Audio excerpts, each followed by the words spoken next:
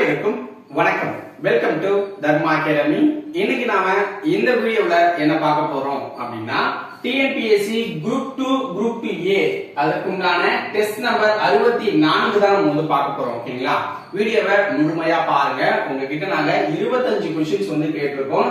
So அதுல நீங்க எத்தனை क्वेश्चनக்கு கரெக்ட்டா ஆன்சர் பண்ணீங்க அப்படிங்கறத கமெண்ட்ஸ்ல சொல்லுங்க லாஸ்டா. ஓகேவா? வீடியோ பிடிச்சிருந்துச்சுனா மறக்காம லைக் பட்டனை தட்டி விட்டுருங்க. இது போல தொடர்ந்து வீடியோக்கள் பார்க்கணும் அப்படின்னா அந்த சப்ஸ்கிரைப் பட்டனையும் கிளிக் பண்ணிருங்க. வாங்க வீடியோக்குள்ள போகலாம். முதல் வினா பாருங்க. பெண் கல்வி, கைம்பெண், மறுமணம், பொது உடைமை, பகுத்தறிவு முதலான புரட்சிகரமான கருத்துக்களை பாடுபொருளாக பாடியுள்ளவர் யார்? பெண் கல்வி, கைம்பெண், மறுமணம், பொது உடைமை, பகுத்தறிவு முதலான புரட்சிகரமான கருத்துக்களை பாடுபொருளாக வைத்து பாடியுள்ளவர் யார்? ஆன்சர் பாருங்க.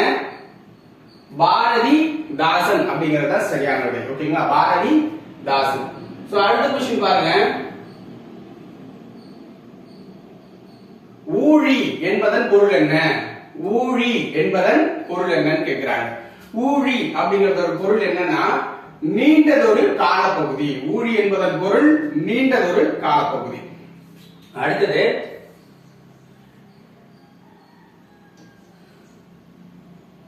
மூணாவது பாருங்க. தென்மொழி, தமிழ் நிலம் ஆகிய இதழ்களை நடத்தியவர் யார்? தென்மொழி, தமிழ் நிலம் ஆகிய இதழ்களை நடத்தியவர் யார்? ஆன்சர் என்ன? பெருஞ்சித்திரனார். ஆன்சர் என்ன? பெருஞ்சித்திரனார். ஓகேங்களா? நான்காவது பாருங்க. தமிழன் என்ற சொல் முதலில் எந்த இலக்கியத்தில் இடம்பெற்றுள்ளது? தமிழன் அப்படிங்கிற சொல் முதல்ல எந்த இலக்கியத்துல இடம்பெற்றுச்சுன்னு கேக்குறாங்க. ஆன்சர் என்ன? தேவாரம். சோ தேவாரத்துல தான் முதலா இடம்பெற்றது தமிழன் அப்படிங்கிற சொல். ஓகேங்களா? அடுத்த விஷயம் பாருங்க.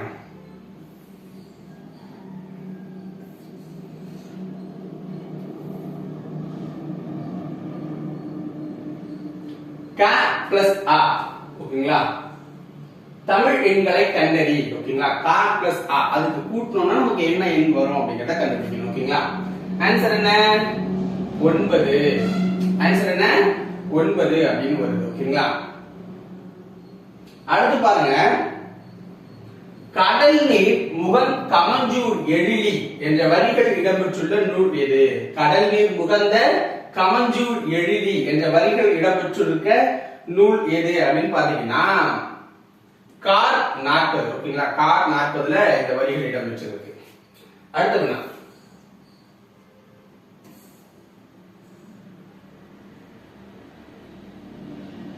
வாட்ஸ்அப் என்ற ஆங்கில சொல்லுக்கு நேரான தமிழ் சொல் என்ன? வாட்ஸ்அப் என்ற ஆங்கில சொல்லுக்கு நேரான தமிழ் சொல் என்ன அப்படின்னு கேக்குறாங்க. ஆன்சர் என்ன? புலனம் அப்படிங்கிறது தான் வாட்ஸ்அப். ஓகேங்களா? புலனம் அப்படிங்கிறது தான் வாட்ஸ்அப்பை குறிக்கிறது. கீழ்கண்டவற்றுள் இரட்டை காப்பியங்கள் என்று அழைக்கப்படுவது எது? கீழ்கண்டவற்றுள் இரட்டை காப்பியங்கள் என்று அழைக்கப்படுவது எது? ஆன்சர் என்ன? சிலப்பதிகாரமும் மணிமேகலையும். சிலப்பதிகாரமும் மணிமேகலையும். அடுத்த வினா 9வது வினா பாருங்க. 20ஆம் நூற்றாண்டின் இணையற்ற கவிஞர் என போற்றப்படுபவர் யார்? 20ஆம் நூற்றாண்டின் இணையற்ற கவிஞர் என போற்றப்படுபவர் யாரு? ஆன்சர் என்ன அப்படின்னு பாத்தீங்கன்னா பாரதியார். 20ஆம் நூற்றாண்டின் இணையற்ற கவிஞர் என பாராட்டப்படுபவர் பாரதியார். உலக சிட்டுக்குருவிகள் நாள் எப்பொழுது அனுசரிக்கப்படுகிறது? உலக சிட்டுக்குருவிகள் நாள் எப்பொழுது அனுசரிக்கப்படுது? ஆன்சர் என்ன? மார்ச் 20ஆம் தேதி. மார்ச் 20ஆம் தேதி. அடுத்து பாருங்க.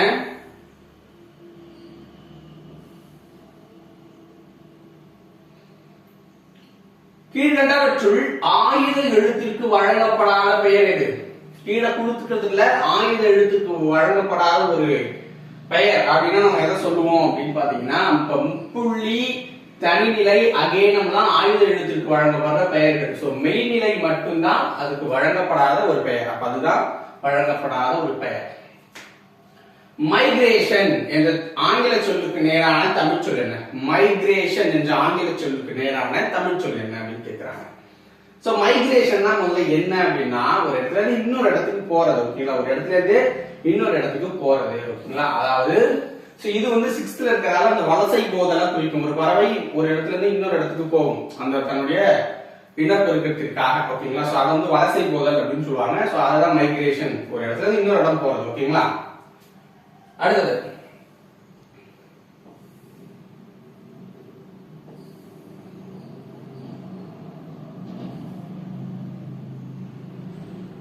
தம்மை ஒத்த அலைநீளத்தில் சிந்திப்பவர் என்று மேலகு அப்துல் கலாம் அவர்களால் பாராட்டப்பட்டவர் யார்? தம்மை ஒத்த அலைநீளத்திலே ஒரு சிந்திக்கிறார் அப்படின்னா அப்துல் கலாம் அவர்களாலேயே பாராட்டப்பட்டவர் யாருன்னு கேட்கிறாங்க. ஆன்சர் என்ன? நெல்லை சு முத்து அவர்கள். நெல்லை சு முத்து அவர்கள்.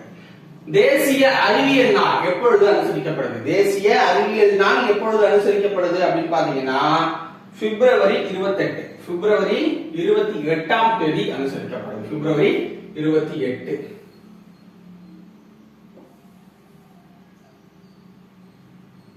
சோஃபியா என்ற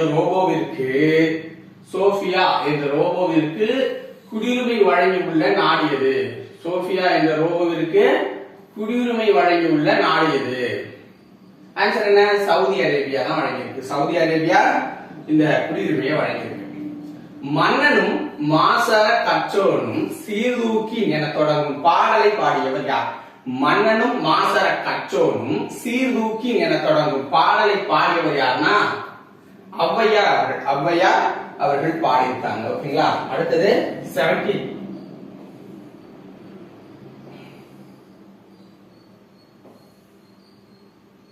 நெறி என்பதன் பொருள் என்ன?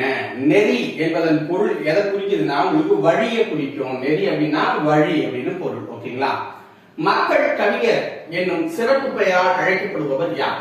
மக்கள் கவிஞர் என்னும் சிறப்பு பெயரால அழைக்கப்படுபவர் யாரு அப்படின்னு பாத்தீங்கன்னா பட்டுக்கோட்டை கல்யாண சுந்தரனார். பட்டுக்கோட்டை கல்யாண சுந்தரனார். ஓகேங்களா, கீழ்கண்டவற்றுள் காமராஜரோடு தொடர்புடைய பெயர் எது? காமராஜரோட தொடர்புடைய பெயர் எதுன்னு கேக்குறாங்க. ஆன்சர் என்ன? அவரை வந்து நம்ம பெருந்தலைவர், ஏழை பங்காளர், கருப்பு காந்தி அப்படின்னு அழைக்கிறோம். படிக்காத மேலாம் அழைப்போம். ஓகேங்களா, அப்ப அனைத்தும் அவரோட தொடர்புடைய ஒரு பெயர்கள் தான். காமராஜருக்கு எந்த ஆண்டு பாரத ரத்னா விருது வழங்கப்பட்டது? காமராஜருக்கு எந்த வருஷம் பாரத ரத்னா விருது கொடுத்தாங்க அப்படின்னு பாத்தீங்கன்னா 1976. 1976 கொடுக்குறாங்க. ஓகேங்களா, ஆசிய கண்டத்திலேயே மிகப்பெரிய நூலகம் எது? ஆசிய கண்டத்திலேயே மிகப்பெரிய நூலகம் எங்கு அமைந்துள்ளதுன்னு கேட்கிறாங்க.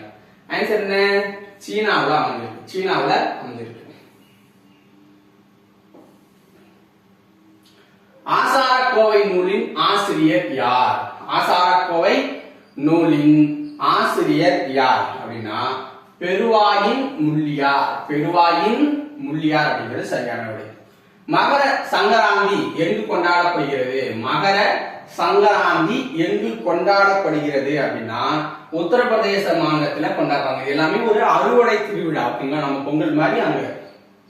சோ அடுத்தது கீழ்கண்டவற்றில் எது சரியாக பொருத்தப்பட்டுள்ளது? சோ பனி அப்படின்னா வேலை அப்படின்னு சொல்றாங்க, வானம் அப்படின்னா வெளின்னு சொல்றாங்க, விலைனா பொருளின் மதிப்பு அப்படின்னு சொல்றாங்க. இப்ப எல்லாமே சரியா பொருந்தி இருக்க மாதிரி தான் இருக்கு. ஓகேங்களா, அப்ப அனைத்தும் சரியானது. பனி அப்படின்னா வேலை, அந்த பனிங்கிறது வேலை. ஓகேங்களா, அந்த பனிங்கிறது நம்ம அந்த வெள்ளையா பெய்யுறது. ஓகேங்களா, வானம், சோ இந்த வானம் அப்படிங்கிறது ஆகாயத்தை குறிக்கும், இந்த வானம் வெளியை குறிக்கும். சோ இந்த வந்துச்சுன்னா ஆகாயத்தை குறிக்கும். ஓகேங்களா, விலை, சோ அந்த விலைங்கிறது வேற, இந்த விலைங்கிறது பொருளோட மதிப்பு குறிக்கும். அந்த லை வந்துச்சு அப்படின்னா பெரிய லை வந்துச்சு அப்படின்னா அது வந்து விலை பொருள், அதாவது விளைவிக்கிறத குறிக்கும். ஓகேங்களா, அப்ப அனைத்தும் சரியானது. ஸ்கல்ப்சர்ஸ் என்ற ஆங்கில சொல்லுக்கு நேரான தமிழ் சொல் என்ன? ஸ்கல்ப்சர்ஸ் என்ற ஆங்கில சொல்லுக்கு நேரான தமிழ் சொல் சிற்பங்கள். ஸ்கல்ப்சர்ஸ் அப்படின்னா சிற்பங்களை குறிக்குது. ஓகேங்களா, சோ இதோட இந்த வீடியோ பதிவு முடியுது. சோ இந்த 25 क्वेश्चनக்கு நீங்க எவ்வளவு ஆன்சர் பண்ணீங்க அப்படிங்கறத கமெண்ட்ஸ்ல சொல்லுங்க. நாளைக்கு டெஸ்ட் நம்பர் 65 பார்க்கலாம். தொடர்ந்து நமக்கு சப்போர்ட் பண்ற எல்லாருக்குமே நன்றி, வணக்கம்.